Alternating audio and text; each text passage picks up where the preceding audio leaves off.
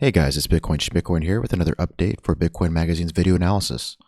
We'll be taking a look at the monthly time frame, moving down to the weekly, the daily, and concluding on the 4-hour time frame. The monthly time frame doesn't have a whole lot to say. There are some well-defined levels that we'll take interest in. Other than that, it's mid-month, and we need to wait for this thing to close. The one thing I do want to point out is the $7,700 level here, outlined by the swing high. And as we zoom into the weekly time frame, we see it gained a little bit of attention as it came down following this large impulse to the downside, and it retested this swing low, which also coincides with our $7,700 zone, this green band of prices here. When we look at the daily time frame, we see that this zone got tested quite a few times, and on the third time, so 1, 2, 3, it saw a nice jump right off the bottom. When we look at the volume on this sort of jump, we see that it had high spread, meaning that the candle had a large body and wick to wick, and the volume was expanding off the jump.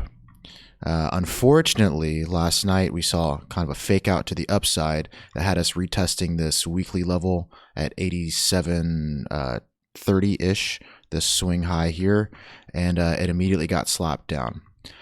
So far, it's not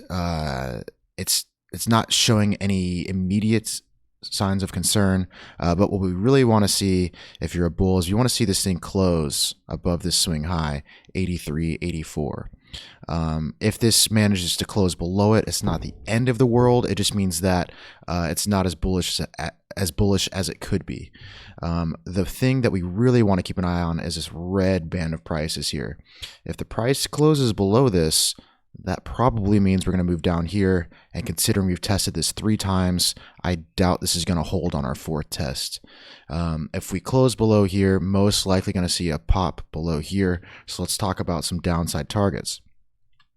If we break this weekly support, this green band of prices, 77.50 to 76.50, we'll call it, the next downside target is either going to be 7,200 or 6,700. So this could get pretty gnarly pretty quickly if this thing breaks down.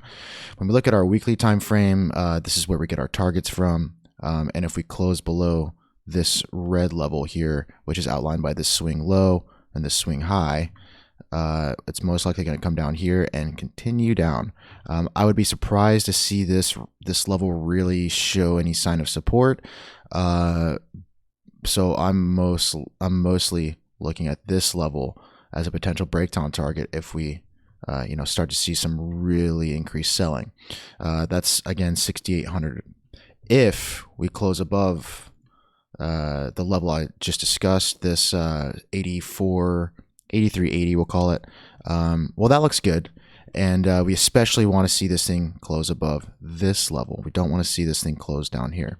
If we close here, it's above this support. That's not, it's still an uptrend, a local uptrend where we see higher lows, higher highs, and this could just be another move in a stair-stepping fashion in the grand scheme of things. When we look at the 4-hour time frame, we see that we had a really nice range with some really well-defined levels, and right now we're getting a retest on this purple level here, which is basically the initial swing low before the breakdown, which defined our range over the last few days.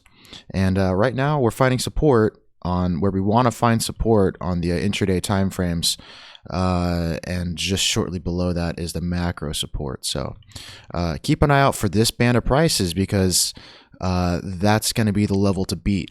And if we manage to close back above this 83.80, that's going to be a nice check in the bull column, and it's most likely going to mean that there's going to be some trapped bears, and this was most likely just a shakeout. So watch these 2 levels, and yeah, we'll have to reassess when we get more information.